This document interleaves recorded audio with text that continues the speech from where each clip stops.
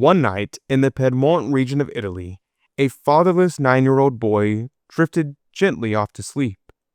Little did he know that before he rose from his simple cot the next morning, he would have something almost unbelievable to tell his family. That boy was Don Bosco. In today's video, you will hear what happened in the saint's own words.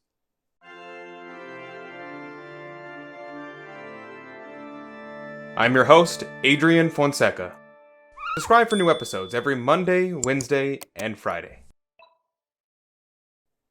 Today we'll explore the aftermath of young Don Bosco's extraordinary first dream and discover how this supernatural experience shaped his entire life's mission.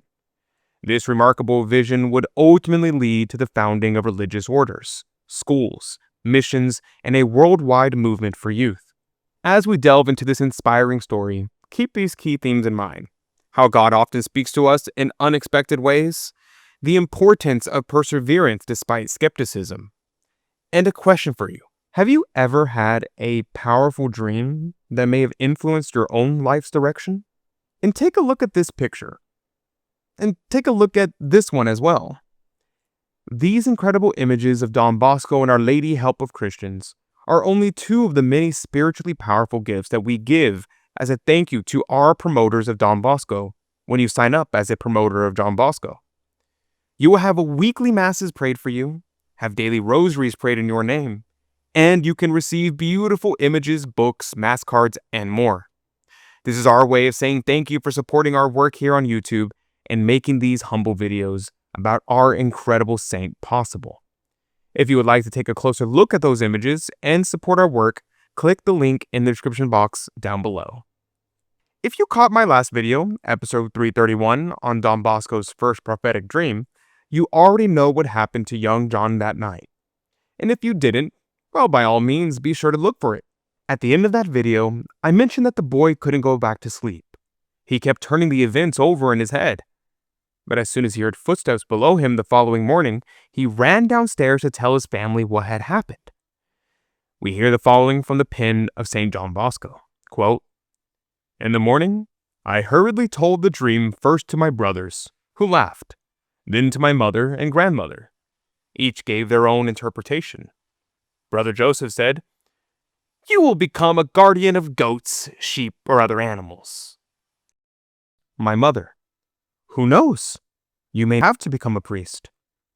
With a dry tone, my older brother Anthony said, 'Maybe you will be the leader of brigands.' But my grandmother, who knew a lot about theology and was completely illiterate, gave final judgment, saying, 'You must not mind dreams.'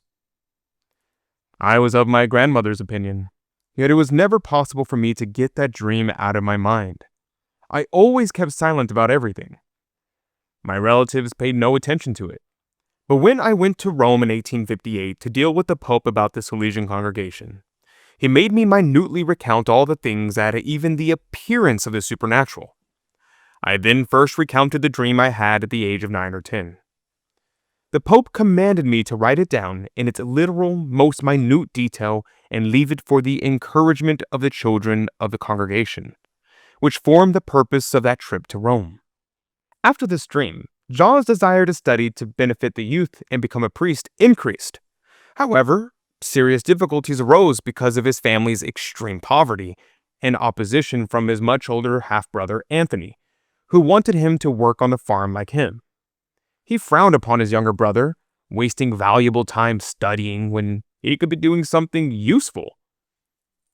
In the last years of his life, Don Bosco affirmed that although the general picture of this apparition was always the same, it was accompanied each time by new scenes. He added that from that point on, he knew and even saw more clearly not only the foundation of the oratory and the extent of its mission, but also every obstacle that would come its way to impede its progress, all the wars that his adversaries would wage against him, and the way to win and overcome them.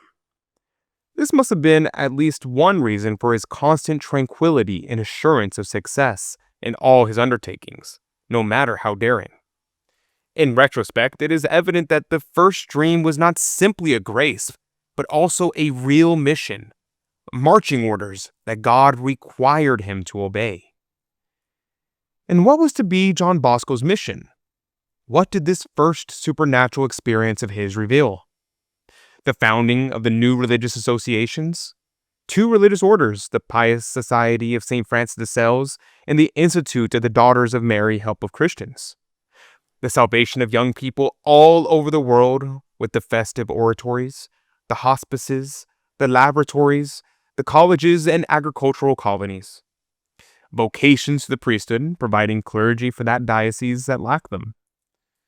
The establishment of Catholic schools too numerous to count to combat the swarm of impious teachers. And the propagation of the good press, with numerous printing presses which would spread books of piety, history, popular reading, defenders of Catholic truths, and scholastic volumes by the millions. Shaking his Catholic contemporaries from the inertia in which they lay, with 200,000 copies of the Salesian Bulletin a month, in various languages, making known what the Lord and the Blessed Virgin were working. The Association of Salesian Cooperators, which once numbered 200,000 members, formed a bond of union between the bishop and the diocese, between the parish priest and the parishioners, in every work of spiritual or temporal charity. The establishment of evangelical missions in different parts of the world, America, Asia, and Africa. And the continual defense of the papacy in a time of brutal government persecution of the Holy Father and all things Catholic. Here, to its full extent, is the meaning of Don Bosco's first dream. Imagine Don Bosco as a young boy, told by his family not to put any stock in dreams, or to interpret the dream to mean he'd be a shepherd someday. I would have been discouraged, crushed by such a response from my family. But not Don Bosco. Like the lady he loved so much, he treasured up all these things and pondered them in his heart, and made of his dream a concrete and glorious reality.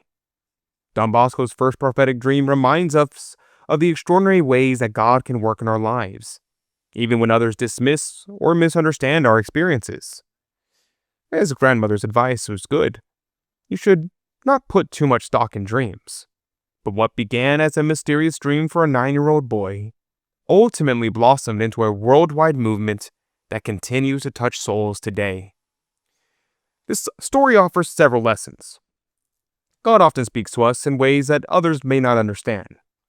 When we receive divine inspiration, we must sometimes hold it close to our hearts until the right time comes. Perseverance in the face of skepticism is essential for fulfilling our divine calling. And despite his family's dismissive reactions, Don Bosco remained faithful to the vision God had given him.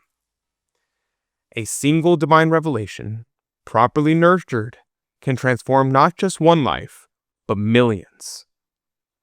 And as we reflect on Don Bosco's mission, we might wonder if we too have received divine nudges that perhaps we've dismissed or failed to recognize. Perhaps now is the time to revisit those moments and consider what God might be calling us to accomplish. If you found this story inspiring, I highly recommend watching Don Bosco's Mysterious Death Predictions That Were Never Wrong in episode 275. There you'll discover the extraordinary gift Saint John Bosco had of predicting when death would come to his students with uncanny accuracy. You will learn how Don Bosco used his supernatural ability not to frighten, but to prepare souls for eternity and to foster devotion to the holy souls in purgatory. Thank you for joining me today. Saint John Bosco, pray for us. May God bless you, and Mary Immaculate keep you under her mantle. God love you.